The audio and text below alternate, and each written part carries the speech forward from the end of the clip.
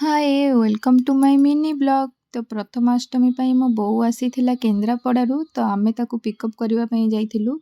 ସେ ଦିଟା ବ୍ୟାଗ୍ ଯେଉଁ ଆଣିଥିଲା ବହୁତ ଭାରି ଥିଲା, ତ ଟେକି ପାରିବନି ବୋଲି ମୋ ଭାଇ ସକାଳୁ ମୋତେ ଫୋନ୍ କରି କହିଥିଲା କି ବୋଉ ଗଲେ ତୁ ଆସିକି ତାକୁ ବାଣୀବିହାରରୁ ନେଇଯିବୁ। ତ ସେ ବରମୁଣ୍ଡା ବସ୍ରେ ବସିଥିଲା, ଯେହେତୁ ବାଣୀବିହାରରେ ଓହ୍ଲେଇଲା, ତ ସେଥିପାଇଁ ଆମେ ଦୁଇ ଜଣ ଆଉ ରିଷି ଯାଇଥିଲୁ ବୋଉକୁ ପିକଅପ୍ କରିବା ପାଇଁ।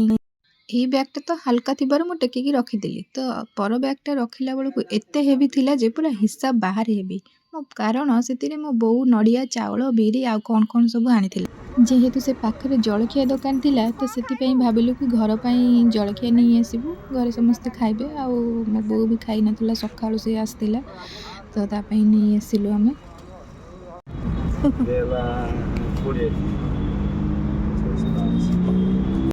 ତା ହାତ କ'ଣ ହଉନି, ଟେକି ପାରୁନି ରେ, ଟେକି ପାରୁନି।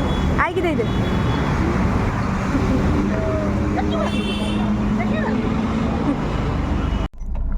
କାଉଚୁ ତୁ ଆଇଲୁ ମତେ ନବାକୁ।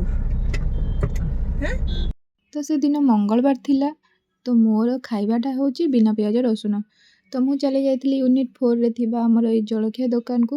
ମୋତେ ୟାଙ୍କର ଜଳଖିଆଟା ବହୁତ ଭଲ ଲାଗେ, ତ ମୁଁ ପୁରୀ ଆଉ ଇଡଲି କହିଦେଇଥିଲି।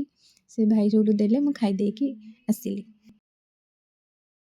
ଏଇ ଭିଡ଼ିଓଟା ହେଉଛି ଅଷ୍ଟମୀ ଦିନର। ତ ସିନୁ ପାଇଁ ଏଇ ଡ୍ରେସ୍ଟା ଆଉ ରୂପାର ହନୁମାନ ଗଦା ଲକେଟ୍ ଗୋଟେ ଆଣିଥିଲା, ଆଉ ରିଷିର ହେଉଛି ଏଇ ଡ୍ରେସ୍ଟା, ତା ପାଇଁ ବି ଗୋଟେ ଗଦା ଲକେଟ୍ ଆଣିଥିଲା ମୋ ବୋଉ।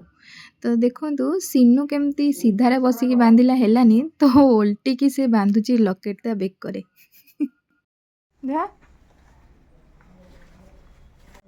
ଇଏ ରିଷି ପିନ୍ଧୁଛି ରେ ଫୁଲେଇ।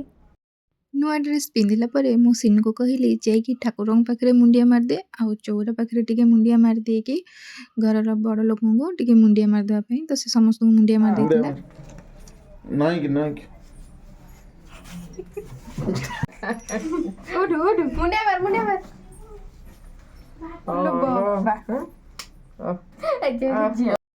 ତ ଏପଟେ ଆମର ସିନୁର ମାମା ଏଣ୍ଡୁରି ପିଠା ପ୍ରସ୍ତୁତ କରୁଛି।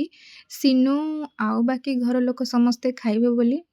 ତ ପିଠା ହେଇଗଲା ପରେ ମୁଁ ସିନୁକୁ ନେଇକି ପ୍ରଥମେ ଦେଇଦେଲି ଖାଇବା ପାଇଁ, କାରଣ ତାକୁ ବହୁତ ଜୋରେ ଭୋକ ଲାଗୁଥିଲା।